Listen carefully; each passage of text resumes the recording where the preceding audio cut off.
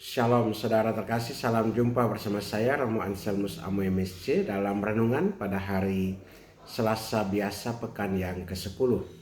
Kita sudah masuk dalam masa biasa, melanjutkan masa biasa sebelum Prapaskah sampai dengan kemarin Pentakosta. Hari ini kita merenungkan bacaan kitab suci dari bacaan Injil Matius pasal 5 ayat 13 sampai 16 tentang garam dunia dan terang dunia. Teristimewa dalam Injil hari ini Yesus memberikan sebuah perintah yang sangat indah dan kuat. Hendaklah terangmu bercahaya di depan orang. Perintah ini muncul dalam konteks khotbah di bukit. Saat Yesus mengajar para muridnya tentang identitas mereka sebagai garam dan terang dunia. Yesus tidak berkata, cobalah menjadi terang, tetapi hendaklah terangmu bercahaya.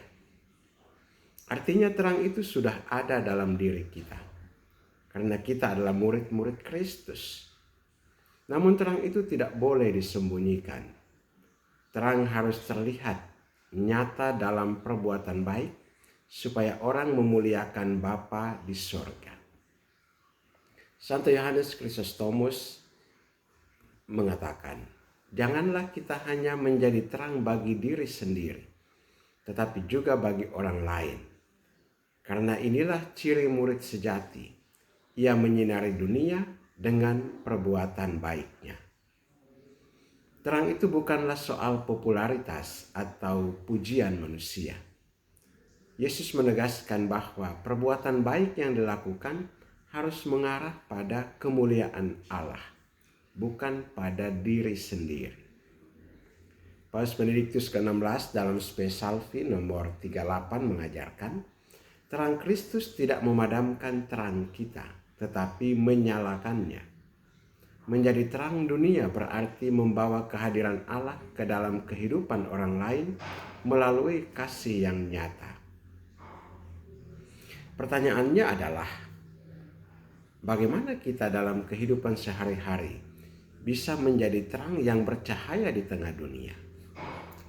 Pertama, dengan perbuatan baik yang nyata. Dalam keluarga, jadilah terang lewat kesabaran, lewat kasih dan perhatian. Dalam pekerjaan, jadilah terang lewat kejujuran, kerja keras, dan integritas. Dalam komunitas, jadilah terang lewat kepedulian kepada yang lemah, miskin, dan tersisih. Santo Fransiskus Assisi berkata, beritakanlah Injil setiap waktu. Jika perlu, gunakan kata-kata. Artinya terang iman kita paling kuat bersinar, bukan saat kita berbicara, berkhotbah, mengajarkan, tetapi saat kita mengasihi, mengampuni, dan melayani. Kedua, dengan menghindari kegelapan dosa dan sikap munafik. Kita tidak bisa menjadi terang jika hidup kita penuh dengan kebencian, iri hati, atau kesombongan. Terang dan kegelapan tidak bisa tinggal bersama. Yang ketiga, dengan konsistensi hidup. Dunia saat ini haus akan kesaksian otentik yang asli. Banyak orang sudah bosan dengan kata-kata indah tapi kosong.